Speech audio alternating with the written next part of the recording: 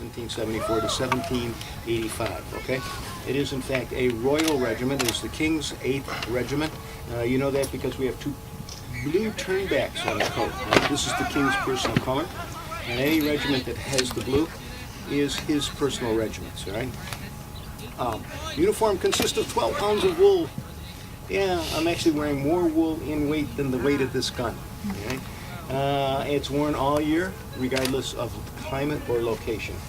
Come back in the second week of July, and we will be dressed in these coats again, doing the Soldiers of the Revolution. Right?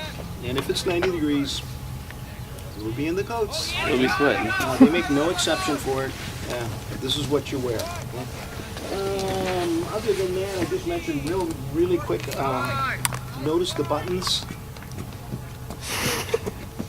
Buttons are an expression of wealth. If you put lots of buttons on, you've got a lot of money. And the king proves he's wealthy by dressing up his army in millions of buttons. Okay, and he spends a lot of money on these uniforms. More proof that he's wealthy. All right. What makes it a British uniform?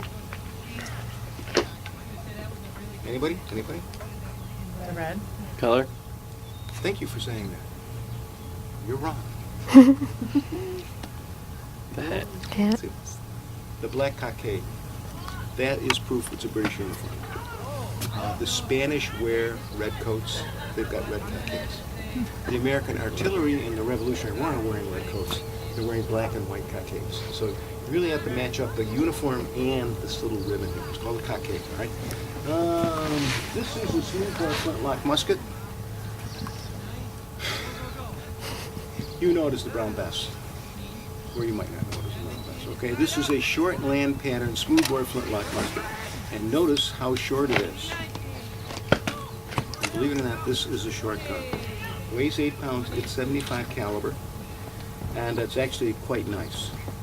Now they have another one called a long land. It's this big, weighs 12 pounds, and it's a beast. And what they found out was they're gonna cut 3 inches off the barrel. It's going to make it about 3.5 pounds lighter, and it's not going to change its efficiency because you can't hit anything with it anyways, all right?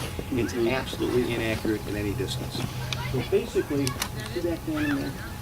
That's about 100 yards. You paste it off. If you stand out there, I guarantee I will miss you at 100 yards. 1 in 5 chance of hitting a person. So why use it? And why use this gun for 80 years? And 3 things make this a really desirable gun. 1, you can load and fire the gun in 15 seconds. It takes a minute to load a rifle. What's that mean? It means I will have shot at your head 4 times before you get 1 shot off. 2, this gun will fire up to 75 times. Rifle guns fire between 6 and 10 times. That's it. And this is 1/3 the cost of a rifle gun, so I can have 3 guys shooting at you while you get off your 1 shot a minute, okay? And that's why you want muskets, not rifle guns, all right? You know what rifles are, right? Go ahead, tell us. What's a rifle? A gun. This is a gun. This is not a rifle. So what's the difference? I don't know her. Well, then you must know the answer. Okay, so what's a rifle? A rifle is not made in 1870, whatever. Nice try. Rifle guns have grooves cut inside the barrel, and they do this. See it?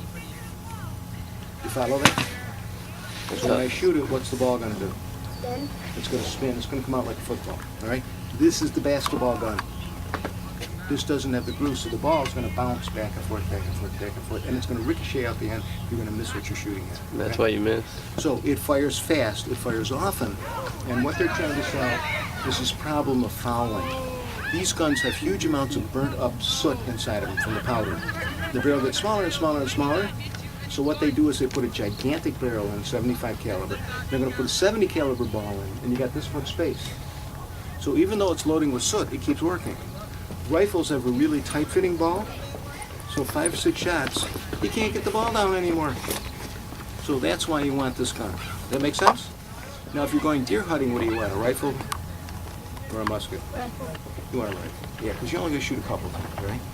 more And if you're that accurate, bad a too. shot, you shouldn't be hunting anyway, so, you know. Okay. The way this should work, this is called the lock. It's invented by locksmiths in the Middle Ages, all right? Here's your hammer, right here, spring-loaded. And this is your pan right here. You're gonna put powder in there. And this is a cock, all right? You get the connection? It looks like a rooster with a piece of flint in its beak. See it? Crown, beak, breast.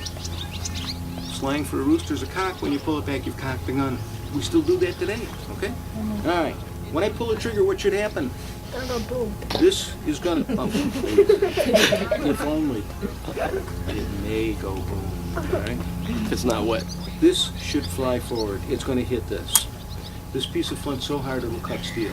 It should cut the steel off the plate, and that should come off as a red hot spark. The spark should fall into the pan. The pan should have powder in it. That should explode. Like I said, No, we're not boom. We're this thing. That should go through the hole at the bottom. Inside, more powder in the ball. Second explosion. Now maybe boom. All right. Maybe. Right? And then the ball rattles out of the gun, and this is what you're aiming at. Okay. So that's the process. So why should and not will? What could possibly go wrong? Water. Water. Yeah. Water in any form. Okay? What's that mean? That means foggy days. Foggy day, this may not work. Damn. Rain, sleet, snow. Alright, if the wind blows too hard, it blows the sparks away from the gun. Not gonna work in the wind. If this gets dull or dirty, it's not gonna work. It doesn't work a lot. Okay? So, can you fight on a nice sunny day? Yeah. Can you fight on a nice sunny day with the wind blowing? No. Not gonna work in the wind. Okay?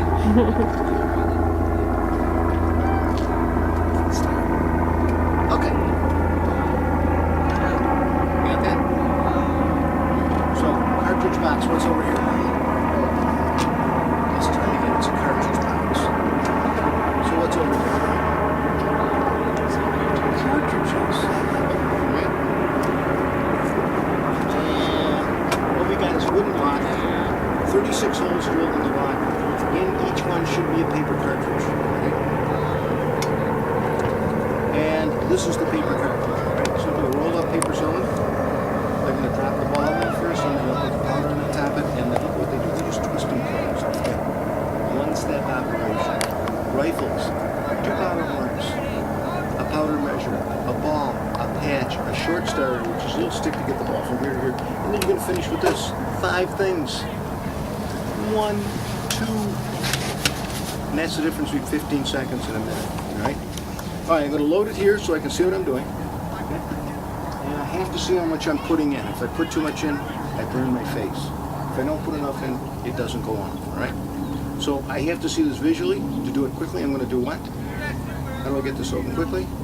I'm going to bite it open with my teeth. To be a soldier, you need 2 teeth. Yeah. 1 up and 1 down.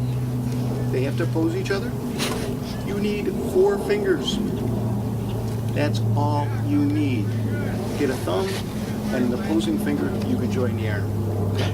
You don't need 10. 6. 4 will do. Do you need good eyesight? No, that. No. All you have to do is see 1,000 blue coats, point and shoot, hope for the best. All right? You don't need good eyesight. All right? So I'm going to prime and load this. I'm going to see if it's going to work. All right? Spit that toward the enemy to show your disdain for them. And powder looks like pepper. See it? Can you see it? A little hard to see with the shadow there, isn't it? Right now, with full sunlight, now it's not so bad because you're in more shadow here. But over here, with the bright sunlight, it's hard to see it. I'm going to close that up. I'm going to cast the weapon about. This is going to go right down the muzzle. And then just before it goes in, we're going to crimp the paper around the ball. And that's going to stop the ball from rolling back down the barrel. Okay? It's now called a wad. Right? This is a rammer. and return the rammer to the pipes. They're going to tell you three things. They're going to tell you to make ready, pull this back. They're going to tell you to present, point, then they're going to tell you to fire.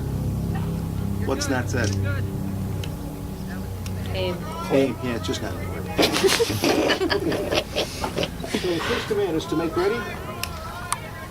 Second command, present. They're going to bring the foot back for recoil, level the gun.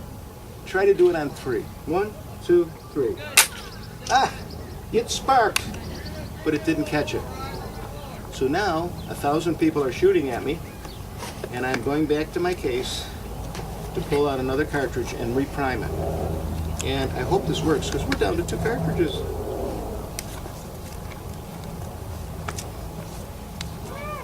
And what we suspect when this happened, and it happens all the time,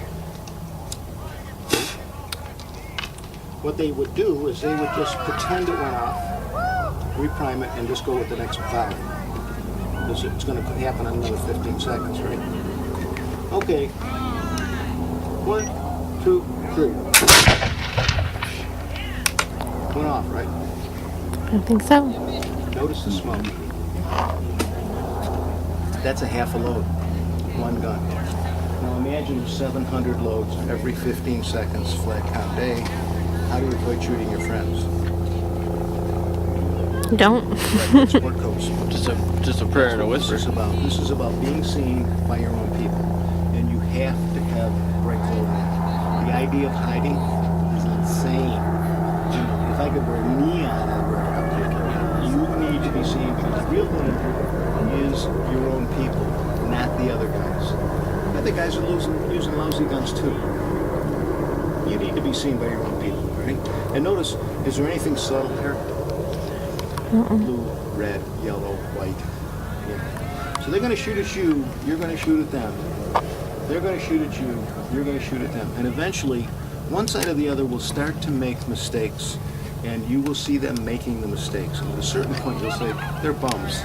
They're no good. They're just messing up all over the place. And you will simply push them from the field, and this is what's going to push the opposition off the field.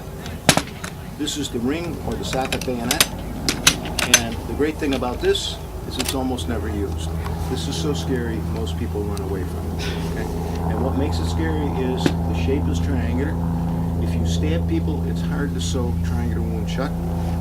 Second thing, it's triangular because it makes it strong, I should mention that. Right? Second thing is if I fire the gun repeatedly with the blade on, there'll be a big, heavy black soot all over the blade. If you stab someone, they have the soot in the wound. The source of gunpowder is sulfur, charcoal, and saltpeter. The source of saltpeter, potassium nitrate, oiled manure. Yes, no? We're going to cook poo and then stab it. All right? Last thing, this is kept razor sharp. All right? See how sharp it is? They never sharpen them. Dull blades tear bigger holes in people. So what do you do when 1,000 people simply start walking toward you? Rational people run. You'd make a good soldier. Right? Most of them, that's what they do. They run away at the appropriate time. Okay? So that said, are there any questions?